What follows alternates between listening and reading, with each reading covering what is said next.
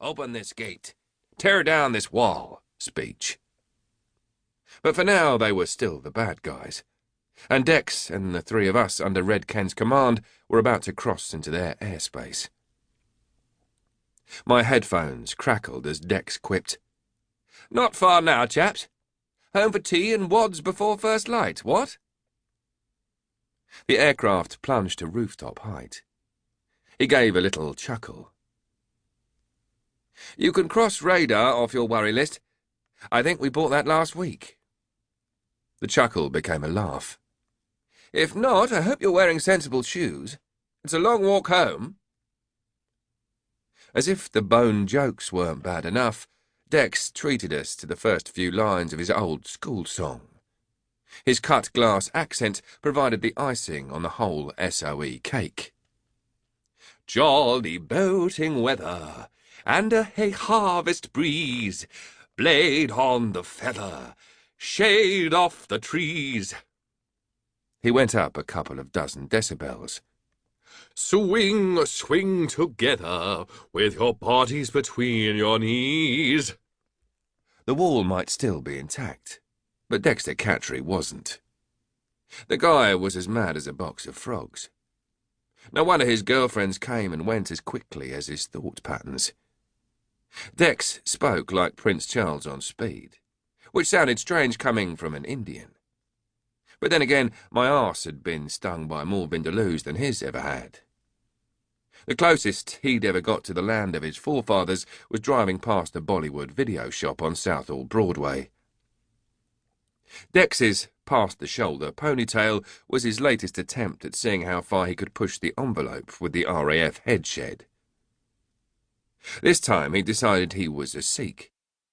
No wonder he was the only pilot I knew who'd remained a flight lieutenant for 14 years. Since we'd got back from helping out the Mujahideen, Dex had been crisscrossing the Iron Curtain in Cessnas, Dorniers, helicopters, whatever it took. They said he'd flown more people out of the East than Aeroflot.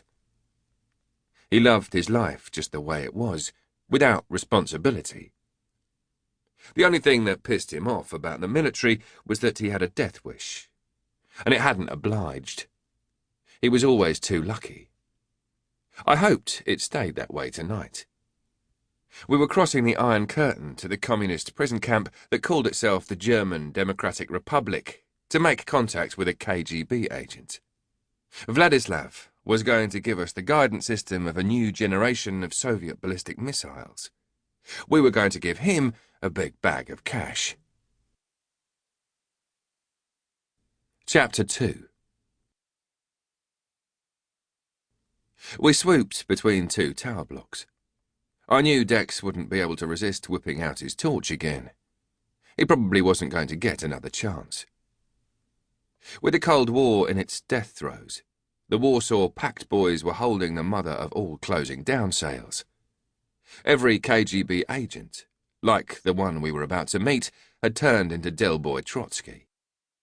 They were auctioning off apartment blocks they didn't own in Moscow and St. Petersburg. Generals were using entire infantry battalions to shift heavy plant for sale at their western borders. Some army conscripts were even being rented out as slave labour by the High Command. They still had 250,000 troops fighting in Afghanistan. But no matter what the Soviet PR machine claimed, they were getting their asses kicked big time over there. Red Ken, Tenny and I had spent most of '86 running around the mountains with the men in beards. The regiments dropped every bridge that came within reach, so the Russian armoured convoys couldn't move around the place. Then we built IEDs to blow them to pieces if they did. Dex was busy doing supply runs for the Mudge when he wasn't ferrying us. Even in those days, the level of Soviet corruption had been outrageous. Dex brought back shed loads of brand new Russian weapons and equipment that had been sold by their high command. Most of it ended up being used against their own 20-year-old conscripts. These kids were dropping by the 100 every day. Now the entire Soviet bloc was in meltdown, the East Germans were going for it big time. They were flogging as many military secrets as they could get their hands on. Even the Stasi, the state...